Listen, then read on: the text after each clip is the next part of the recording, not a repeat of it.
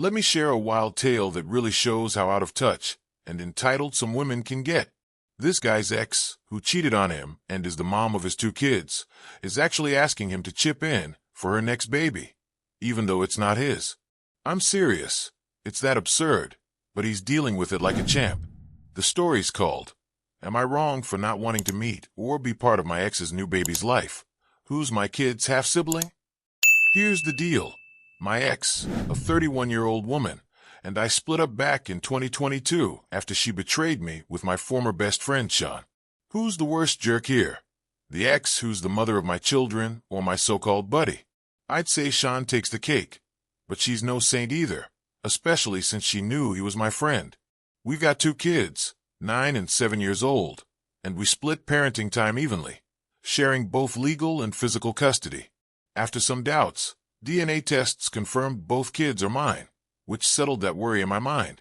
My ex and Sean stayed together until December 2024, when he discovered, get this, she cheated on him too. Once someone's a cheater, they don't seem to change, do they?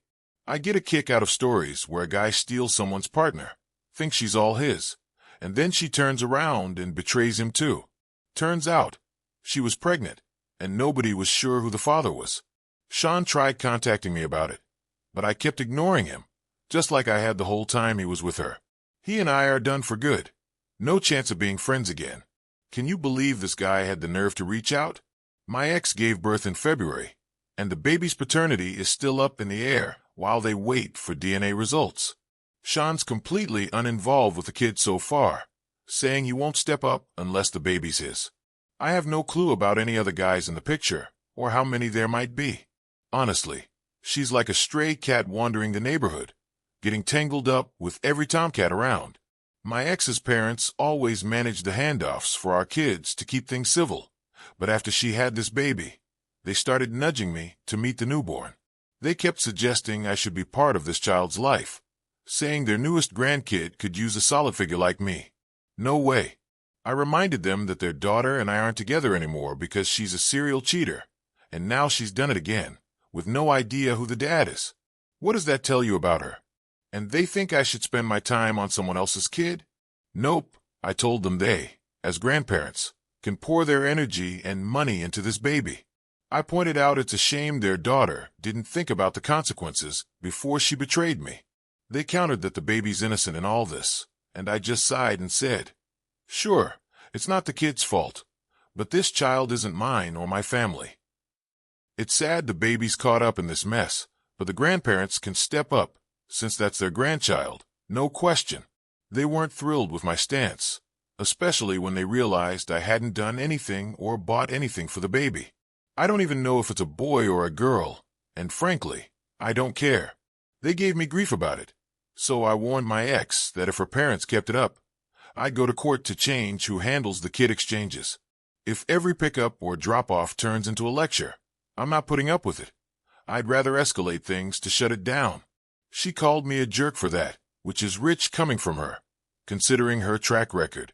I've kept records of all this nonsense, but now her parents save their comments for when we bump into each other at the store or on the street, not during exchanges, which is a smarter move on their part. Then, a couple of weeks ago, my ex had the audacity to ask me for $750 to cover formula, diapers, and some rash cream for the baby. I shut that down fast. No way I'm pulling money out of thin air for a kid that's not mine. This baby isn't mine, so it's not my responsibility to sort out. I told my ex she could find some other guy to help her or lean on her parents for support. Since my 2 kids were with me at the time, I knew right away her request wasn't about them. She reached out again, begging for the same help, but I stood firm and said my answer hadn't changed. If she hadn't betrayed me, she wouldn't be in this mess to begin with. Not long after, her parents cornered me while I was picking up some paint at the store the next week. They let loose, furious that I refused to meet the baby or have any role in its life. This situation is getting out of hand, and I'm wondering if I need to talk to a lawyer about a restraining order or something to stop this harassment. The constant pressure during custody exchanges is wearing me down, so maybe I need to arrange for someone else to handle the kid handoffs or figure out another way to keep the peace. Her parents went on, saying Sean probably won't be a good dad, whether the baby's his or not, and that no one else seems interested in stepping up. They pointed out that I'm already a father, and my kids could grow up alongside this baby. But I'm not even willing to act like an uncle to this child.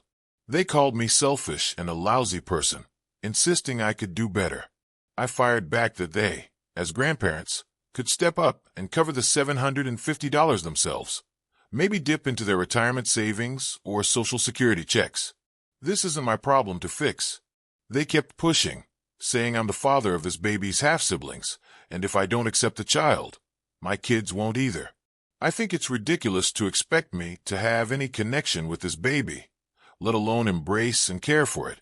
Sure, the kid's innocent, but I'm not part of its family. Her parents refused to admit their daughters made terrible choices, and that's the real issue here. This baby might be my children's half-sibling, but that doesn't make it my kid or my responsibility in any way. That's just how I see it. For anyone wondering, I'm still keeping track of all these interactions and talking to my attorney about next steps, like how to handle contact and custody exchanges. Am I wrong for this? I don't think so, but I'm definitely consulting my lawyer to figure out how to stop this nonsense. Maybe the court can assign someone else to manage the exchanges, or there's another solution to keep things civil. I also heard her parents are bad-mouthing me online. Just because they're older doesn't mean they're not on social media, spreading rumors. If they're defaming me, that's another issue to tackle. What a bunch of entitled people.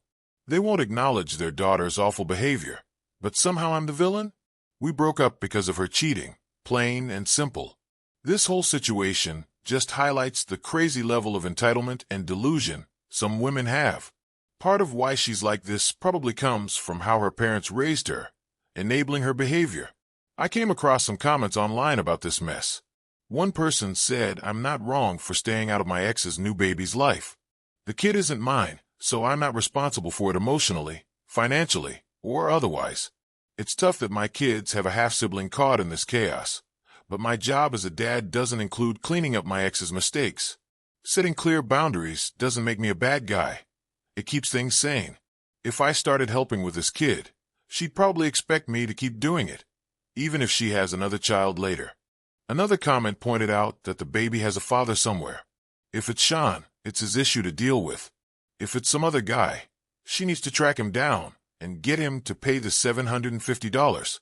None of this is my business. If she's struggling financially to care for her kids, maybe I should ask the court to give me full custody of our two, so she'd only have to provide for the new baby. That way, she'd have her own money for this child, whose father is still unknown. It's a long shot, but it's an idea. Someone else suggested I tell her parents to talk to my lawyer, and if they keep pushing this kid on me, I'll have all communication go through legal channels. I'm not the one having affairs and breaking up families. How Sean behaves isn't my fault or my duty to fix. Another interesting perspective came from someone who used to work at a family law firm. They said it was almost funny how some women would complain to their lawyers about their exes not wanting to take on financial or parental roles for kids who weren't theirs. They even had to write court documents about a dad refusing parenting time with a non-biological child. It's sad, but what did these women expect? They wanted everything handed to them, and that's the mindset we're dealing with here. That's the story so far, folks. It's a wild ride, but it shows just how far some people's entitlement can go. Looking back, this whole mess just proves how some folks can be so wrapped up in their own world they expect others to fix their mistakes.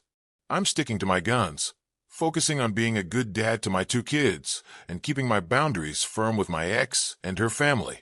It's wild to think anyone would assume I'd step up for a child that's not mine, but I'm moving forward, handling things through my lawyer to keep the drama at bay.